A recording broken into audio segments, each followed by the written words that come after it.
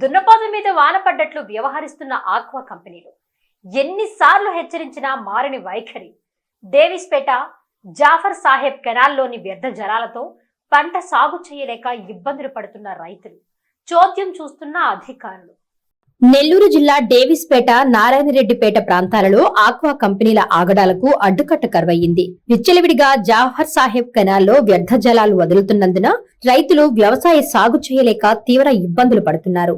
Sai marine aqua company నుంచి వస్తున్న వ్యర్థ జలాలు జాఫర్ సాహెబ్ కెనాల్లో విచ్చలవిడిగా వదులుతున్న సంబంధిత అధికారులు నిమ్మకు నీరెత్తినట్లు వ్యవహరిస్తున్నారని రైతులు వాపోతున్నారు. ఈ వ్యర్థ జలాల దుర్వాసనకు ఊపిరి కూడా పీల్వలేని పరిస్థితుల్లో అటుగా పోతున్న ప్రజలు ఇబ్బందులు పడుతున్నా ఎన్విరాన్మెంట్ అధికారులు ఎరిగి ఎరగనట్లు వ్యవహరిస్తున్నారు.